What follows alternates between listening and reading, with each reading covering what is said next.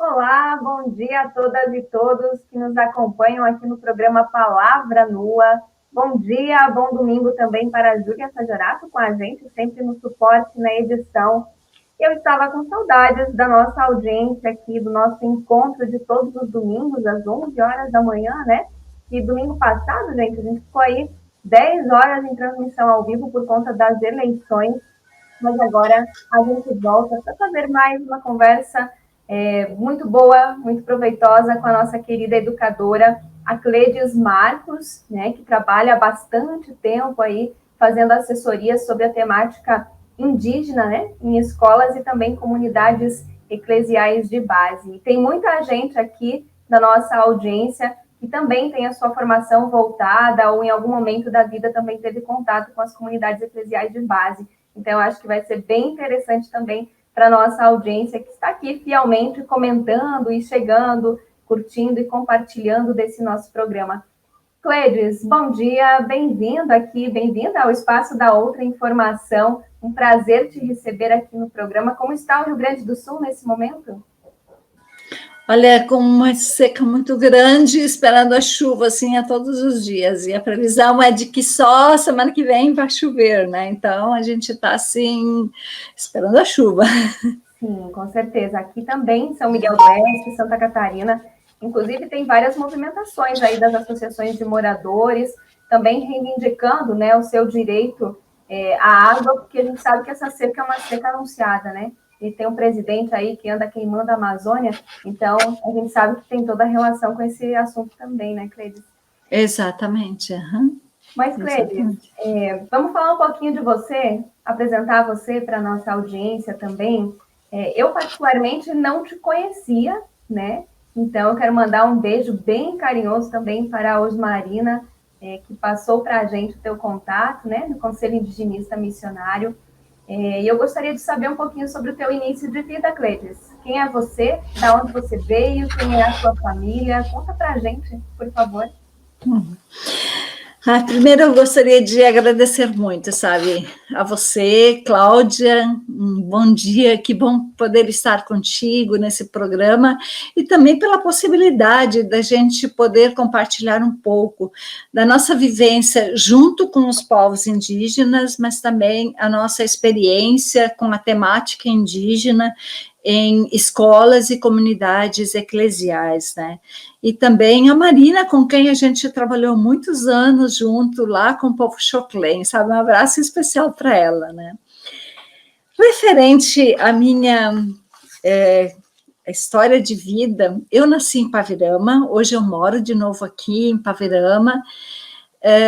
Eu nasci numa comunidade rural, e minha família nós somos entre 4 mulheres e um rapaz, todos eles educadores e professoras e professor, e foi eu estar no campo, viver aqui no campo também me proporcionou uma experiência muito especial junto com a natureza. Então, essa ligação com a natureza, para mim, já teve, acho que foi um ponto importante para toda essa dimensão de estar com os povos indígenas, né? Eu estudei numa escola rural os primeiros 5 anos e as séries, né? E depois tive que ir para a cidade, e isso onde eu fiz então o resto das séries iniciais do ensino fundamental e também do ensino médio, né? E todo esse tempo de estudos e de vivências, né? Acho que foi uma das coisas que eu gosto de dizer, sabe, que eu gosto de falar desse meu passado, é essa experiência que eu tive aqui em Paverama. Paverama eu nasci, porque eu tive desde a infância um contato muito grande com diversos grupos culturais diferentes. E esses grupos, eles tinham cada um suas especificidades e, de uma certa forma, viviam num gueto, né? Eram os alemães, os italianos, portugueses, tinham famílias indígenas e também uma comunidade quilombola. Mesmo vivendo em guetos, mas em momentos onde haviam celebrações, daquela comunidade, todo mundo participava. E eu tive o privilégio de ter um pai que era comerciante, ou dono de uma venda, como se diz aqui, né? E que ele tinha contato com todos eles, né? Então, ele nos levava de uma forma muito respeitosa para todos os eventos, celebrações desses grupos. Então, desde o início da minha vida, eu tenho uma atividade ecumênica muito grande, sabe? É um ecumenismo de base, realmente, né? Então, isso eu acho assim que foi um outro aspecto assim que eu considero assim fundamental na minha formação como pessoa na vida, né? E hoje, então, eu sou casada com Edmundo Prohnoff, nós temos uma filha que chama Bárbara Nandiá. Ele é professor e contador, e ela também é professora. Então, estamos aí na área da educação. Tá certo. Clédis, conta para a gente um pouquinho também sobre o teu acesso ao ensino superior, como é que se deu todo esse processo, né? E você contou um pouco aí sobre a tua adolescência, essa vida em comunidade, isso tudo também teve ligação também com as tuas escolhas, né, no contexto do ensino superior? Sim. Eu acho que foi justamente todo esse meu contato com a comunidade luterana local, onde eu fazia parte, e também com essa convivência dessa diversidade que havia no meu contexto. E essa convivência foi, assim, essencial para iniciar ou querer estudar numa escola, numa universidade, que foi a Escola Superior de Teologia da nossa igreja, da Igreja Luterana em São Leopoldo.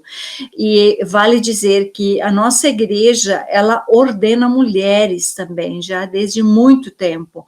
Então, mesmo que eu tenha sido uma das primeiras, assim, sabe, a fazer teologia, na minha época só tinha 5 mulheres e 35 homens fazendo teologia, né? Então, eu passei por toda essa experiência do primeiro momento na faculdade de teologia.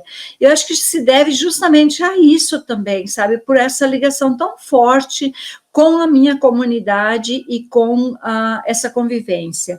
Um outro momento, acho que tenho que dizer que foi no ensino médio, quando eu estudei com professores que ainda estavam fazendo Unicinos, e eles haviam participado do projeto Rondon, que na época dos 60 e 70 era um projeto onde os estudantes universitários iam para recantos do Brasil para conhecer a realidade brasileira.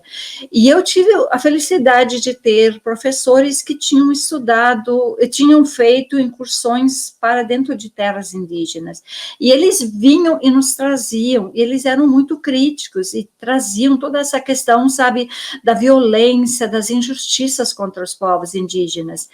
E quando eu decidi fazer teologia, também a nossa igreja estava iniciando um trabalho com povos indígenas, mas não no cunho proselitista. Como a nossa igreja é de uma linha muito mais ecumênica, intercultural, então era o respeito à diversidade de culturas e tradições religiosas. Isso me fascinava. Eu acho que foi isso que começou, assim, o interesse em fazer a teologia. E eu fui pastora, sabe, durante vários anos. Eu sou pastora ordenada da ISLB, além de ser educadora, né? E estive em comunidades nos primeiros anos, né? Mas, no caso, como eu queria seguir pela parte indígena, né, junto com os povos indígenas, eu também, então, fiz o estágio na teologia com o povo Caingangue, de Guarita, no Rio Grande do Sul, e, além disso, também, depois da teologia, eu fui convidada para fazer uma pós-graduação em antropologia na Universidade Católica do Peru, em Lima, e que me deu um suporte teórico muito grande, porque era antropologia indígena, que aqui no Brasil ainda não se trabalhava, então, por isso que eu fui para lá. Mais adiante, quando eu voltei, eu acho que foi isso, assim, a incursão mais intensa para dentro da realidade indígena, foi o trabalho junto com os Choclen Laclanão em Santa Catarina, por onde eu fiquei 19 anos trabalhando com eles, né? E esses 19 anos eu pude, então, perceber, acho que duas questões importantes na questão indígena. Uma era a questão da cosmologia indígena, da riqueza indígena que eles tinham, que tem a ver com o bem viver, é um conceito hoje já manipulado por diversos setores da comunidade, né?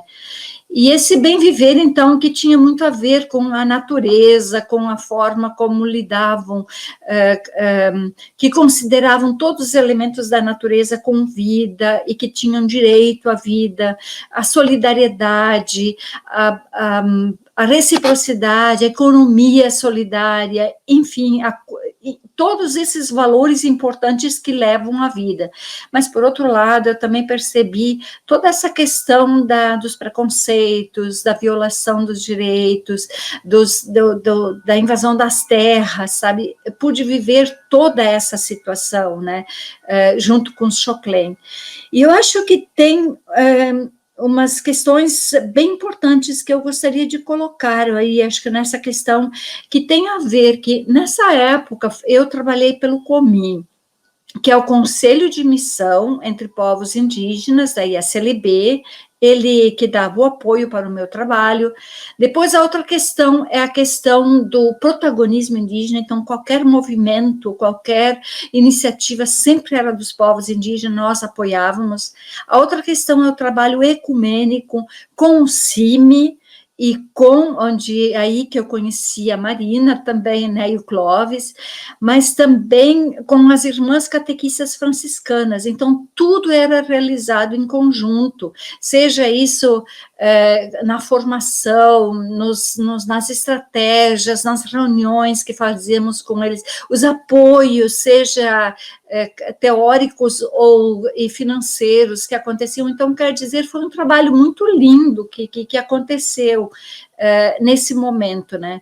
E a outra questão, sabe, tem a ver também nessa época com a questão da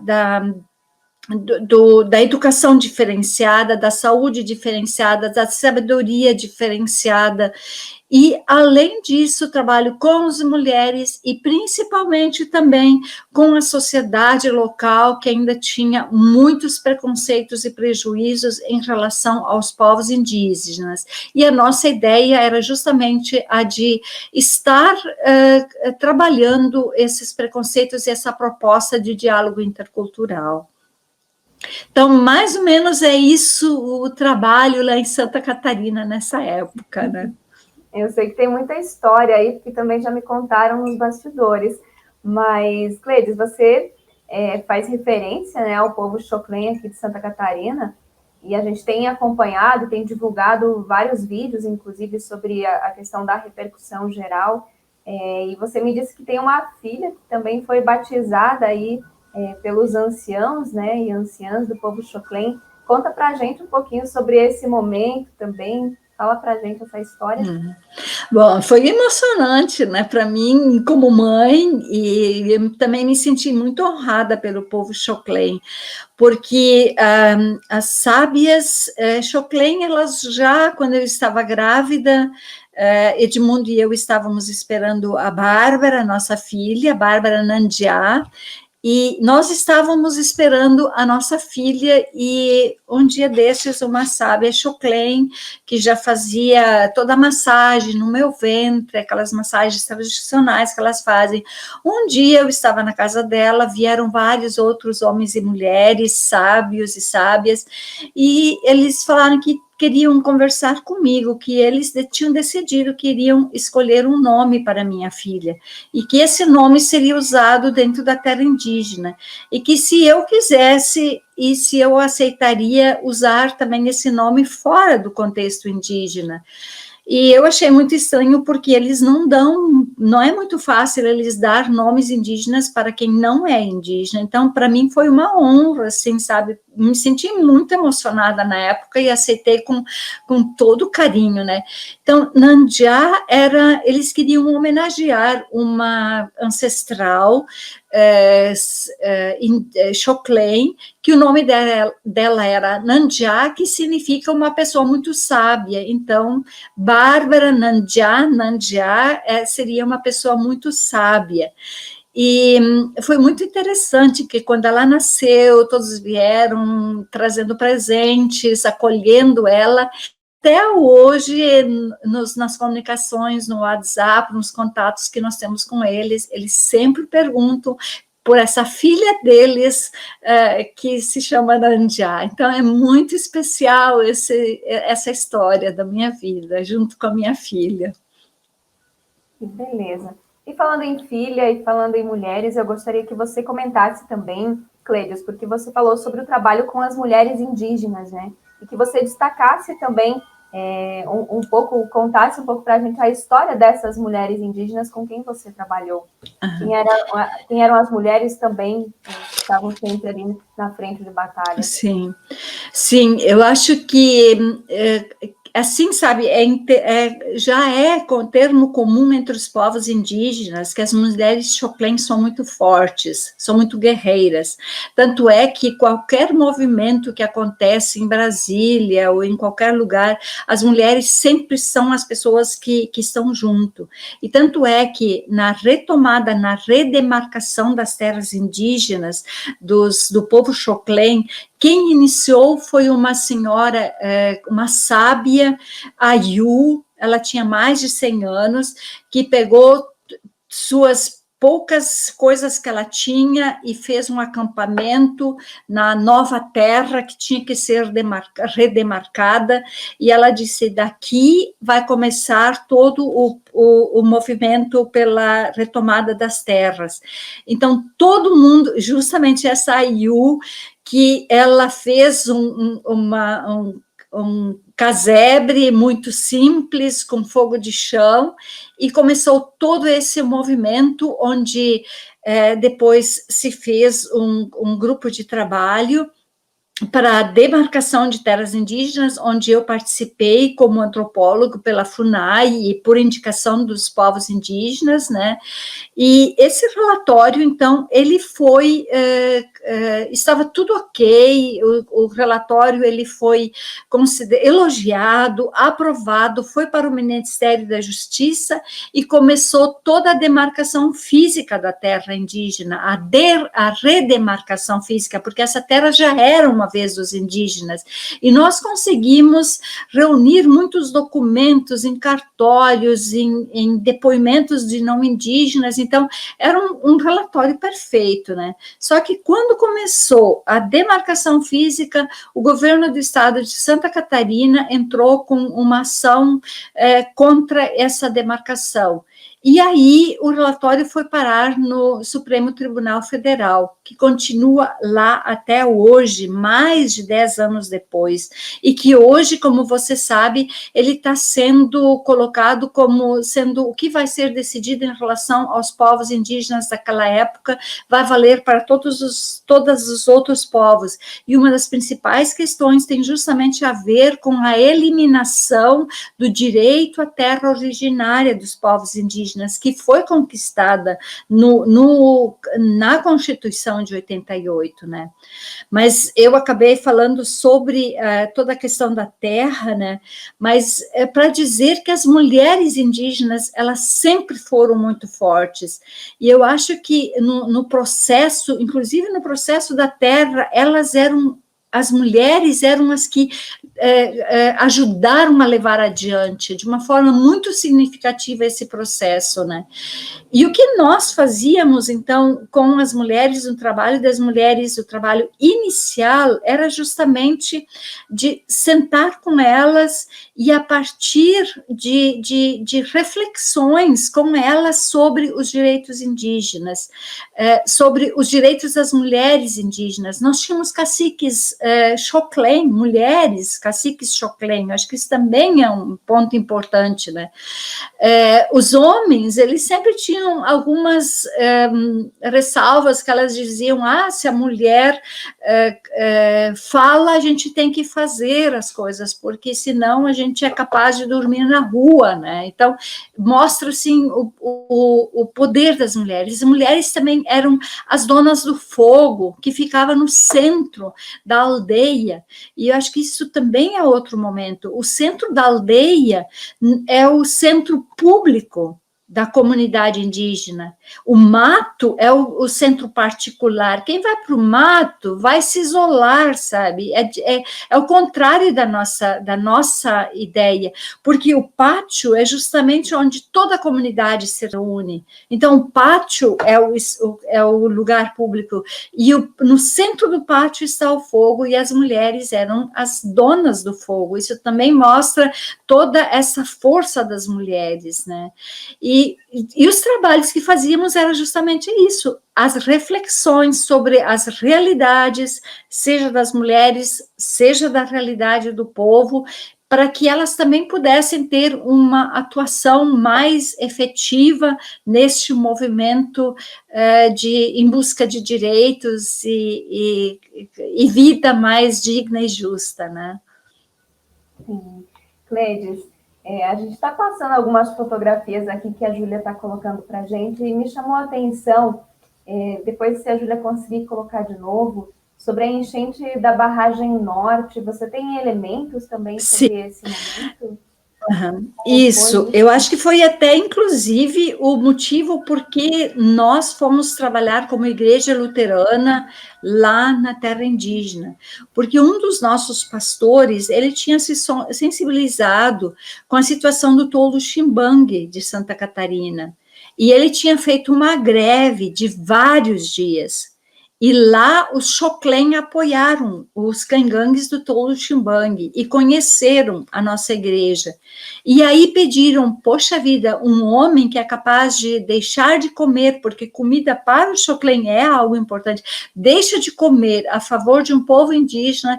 Essa igreja nós queremos para nos ajudar nessa questão da temática indígena, dessa questão de resolução das questões indígenas no referente à barragem norte. Então, o primeiro assunto que nós trabalhamos na terra indígena foi a indenização da barragem norte, porque quando nós chegamos não tinha nada.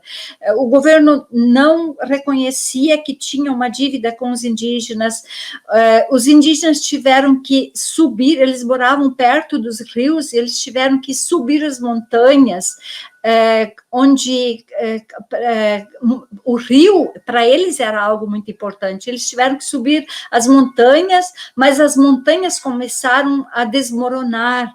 Então, houve um verdadeiro caos dentro da terra indígena, e o que teria que ser feito era justamente, então, apoiar esse movimento indígena pelas indenizações de suas terras, e para que eles conseguissem outras terras e conseguissem benfeitorias e reparos, enfim, né? Então, a mídia, na época, teve uma repercussão muito grande durante muitos anos. De 91 a 92, os indígenas acamparam em frente, na barragem norte. Eles seguraram o funcionamento da barragem, um grupo, e outro grupo foi para Brasília para negociar com o Ministério da Justiça, com a Procuradoria-Geral, né? Então, o final disso tudo foi, assim, algo muito bom, que eu acho, assim, com o apoio de universidades, do CIMI, das irmãs, enfim, de toda a sociedade civil, porque essa barragem, na verdade, tem a ver com para deter as enchentes da cidade de Blumenau, e a gente sabe que Blumenau sempre tinha todas aquelas enchentes, e desde a construção da barragem, então, essas enchentes diminuíram. Então, inclusive, o município de Blumenau se colocou a favor dos direitos indígenas, e, no final, conseguimos, então, um documento que o governo assumiu, de indenizar os indígenas. Só que, infelizmente, até hoje, eu acho que a coisa está cada vez pior, sabe?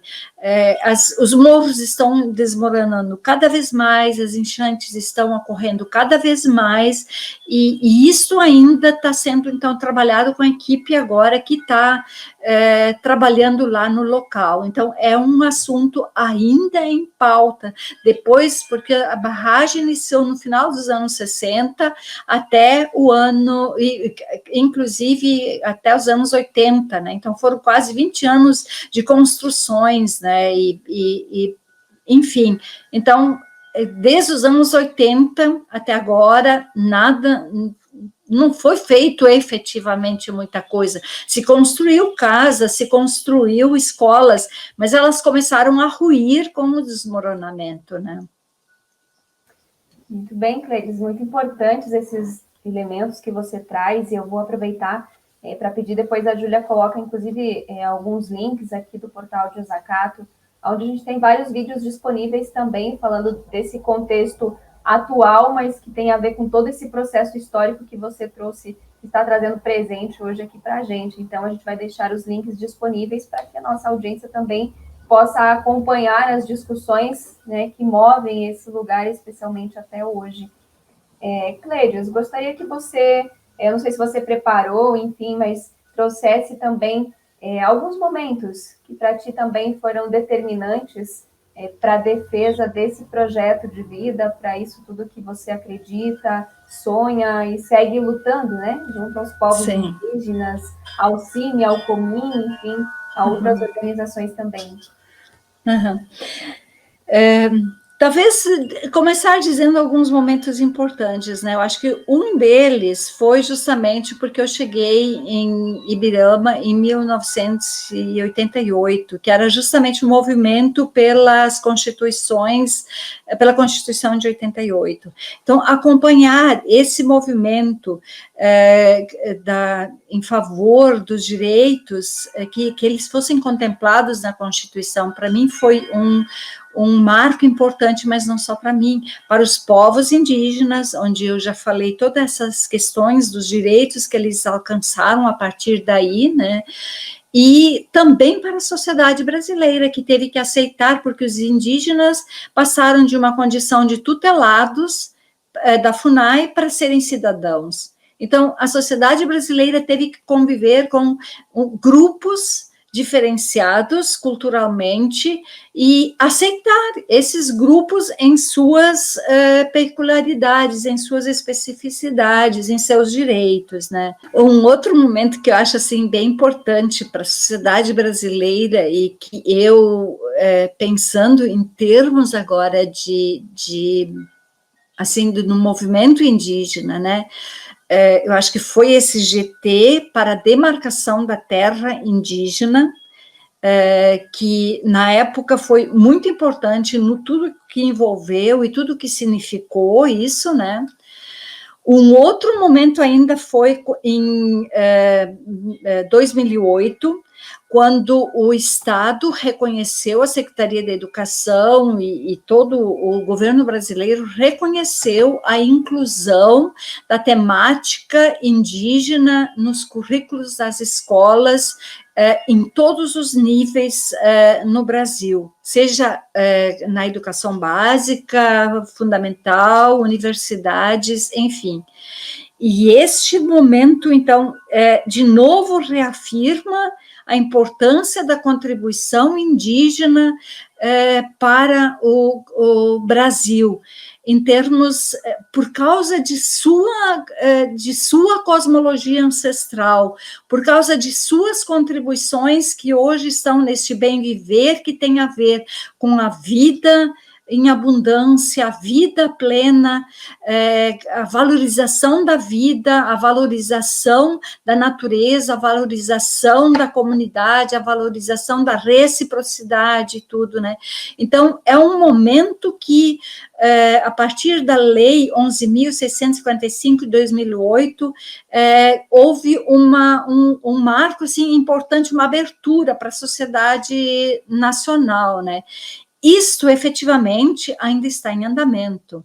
seja isso pela vontade política, seja por falta de material, por falta de formação, por falta de parâmetros curriculares nacionais. Então, e é esse o trabalho que eu tenho desenvolvido nesses últimos anos, que no Comin, que é justamente aquele programa de formação em escolas, em universidades e comunidades eclesiais, que era justamente, então, não trabalhava diretamente com os indígenas e suas causas, mas nessa questão da divulgação dessa contribuição indígena para a sociedade, né?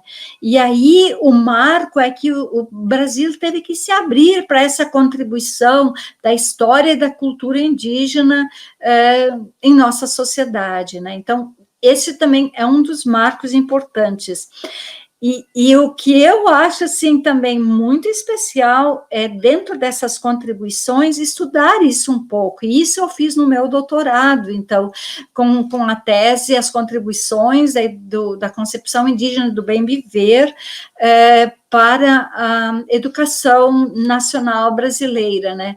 Então, sobre entender um pouco esse bem viver, o que ele nos traz em termos de filosofia, de epistemologia indígena que está aí e que parecia, sempre se tinha a ideia que o indígena era atrasado, mas agora estudando a lei da física quântica, outras tradições milenares orientais e dos povos indígenas da América, enfim, a gente vê que toda essa visão, ela é muito atual, e eu acho que essa visão, sabe, que também eu coloco a esperança, que eu tenho a experiência, eu acho que essa resistência indígena, se houve, por exemplo, nesse momento, está havendo tantas mortes pela pandemia, ou se está acontecendo essa violência por causa por parte de setores que querem tirar o direito originário das terras indígenas, ou as queimadas criminosas, a criminalização das resistências indígenas, a morte de indígenas, né? Acho que se tudo isso está acontecendo, que eu acho que é um dos momentos mais tristes e críticos depois da Constituição de 88 para os povos indígenas, né?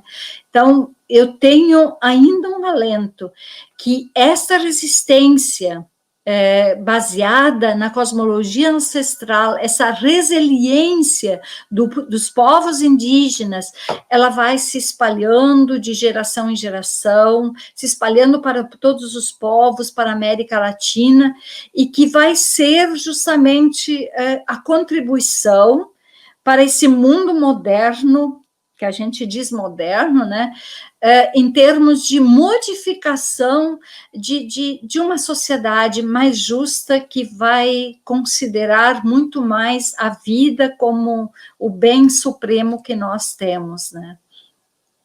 Eu acho que por aí.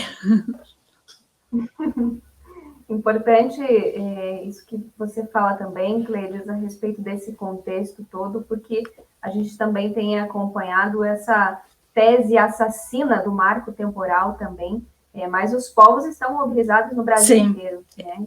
Para dizer não, para dizer basta, né? Então, essa ofensiva também ela é histórica, não é novidade para ninguém, mas agora a gente também tem toda essa questão do coronavírus, né? E eu gostaria que você falasse para a gente também como tem sido o teu trabalho, como vocês têm conseguido também lidar com tudo isso dentro dessa pandemia maldita que está aí. Uhum.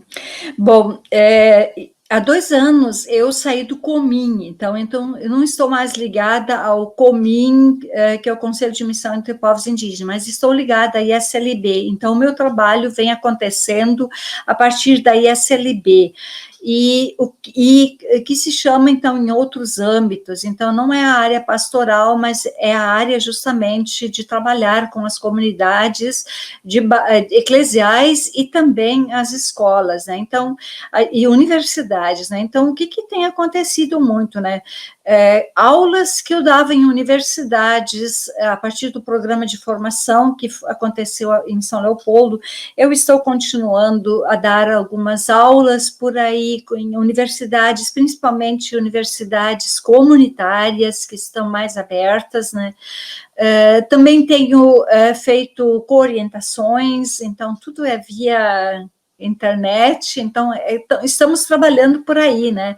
Escolas, professores, então vem nos procurar também se eu tenho atividades que podem ser utilizadas via internet agora para incentivar os alunos a trabalhar a temática indígena. Então, a gente continua ativa nesta, faço parte de algumas, como leitora de artigos de algumas revistas em nível nacional e internacional, da revista Miríndia, da Universidade do Rio Grande do Sul, Universidade Federal do Rio Grande do Sul, também do México, me convidaram para participar de uma revista lá para fazer leituras, né? Então, a gente tem feito muita coisa durante esse tempo, a gente não para, né?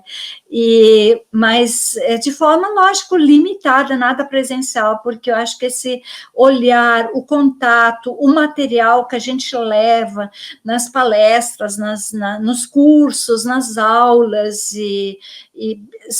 é muito diferente. Todos os cursos, por exemplo, que a gente realizava, que eram os cursos de extensão, pós-graduação, esses tiveram que ser suspensos, então não sei como que vai continuar isso, né, como que vai ser, né, mas por enquanto a gente não parou, mas deu uma aliviada, assim, mas estamos lendo muito, assim, sabe, pesquisando e vendo como é que estão andando, acompanhando os noticiários, a mídia, e toda essa questão do marco temporal, e enfim, né?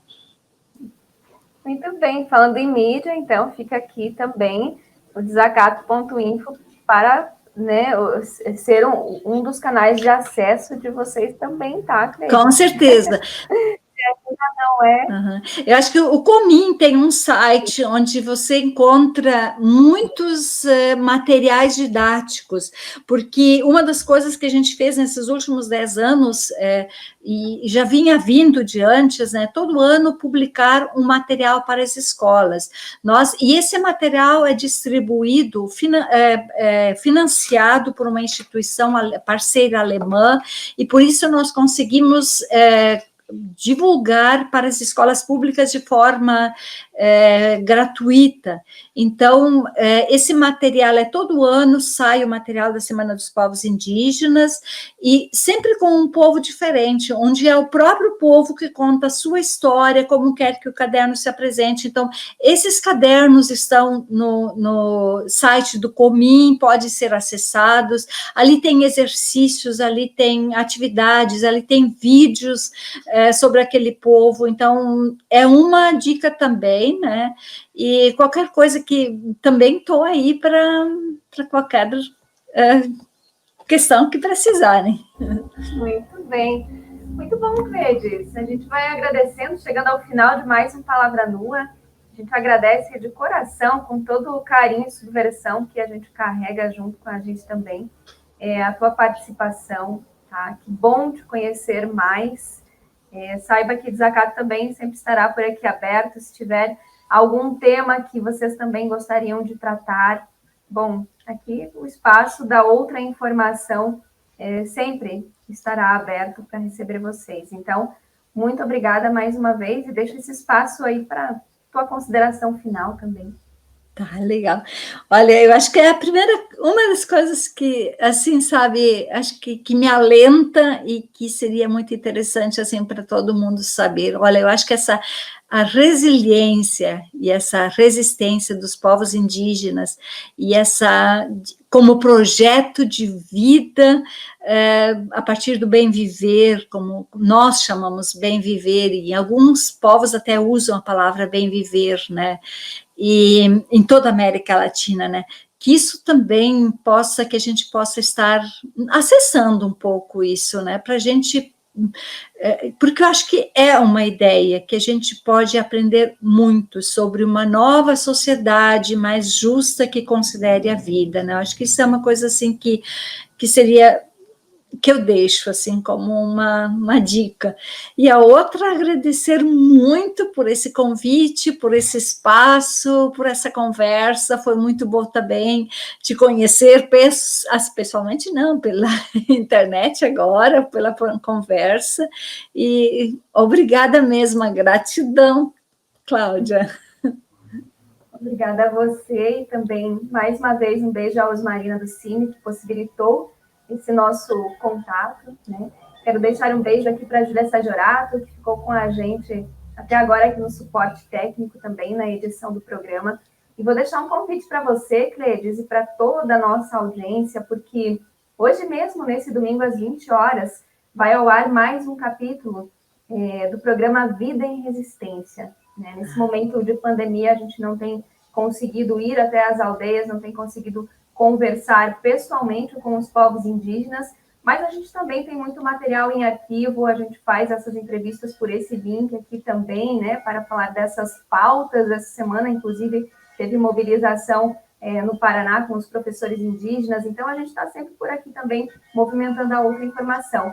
Mas nesse domingo a gente vai fazer aí uma homenagem aos anciãos e anciãs indígenas, infelizmente, né, muitos dos quais já não estão mais aqui, porque também foram assassinados por essa antipolítica aí, genocida do governo Bolsonaro. Mas a gente vai prestar essa homenagem, é um programa emocionante, faz um tempo já que estamos trabalhando nele, a Júlia está fazendo a edição, então, hoje à noite, a gente pede para que as pessoas acompanhem às 20 horas, e a gente encerra, inclusive, o Palavra Nua de hoje com a chamada, né, para que as pessoas assistam um pedacinho e tenham vontade também de assistir logo mais à noite. Então, um beijo, Cleides, um beijo, Júlia, todo mundo que nos acompanhou. E fica aí a nossa chamada do programa Vida em Resistência. Até mais. Até mais. Isso acho que é uma questão bem importante. Ai, desculpa. Foi forte.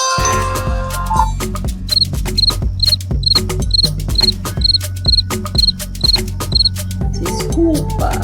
Esse vai para o marketing, não. Legal. O pior é que eu não estou conseguindo nem. Gostou, Júlia? Consigo aí na edição. Ai, meu Deus do céu da terra. Eu quis desligar isso aqui antes e eu acabei esquecendo. Todo mundo quer falar com essa mulher hoje. Desculpa. Qual é o tempo do tempo? Será o tempo um ancião? Quem sabe ainda é criança? Só o tempo responderá.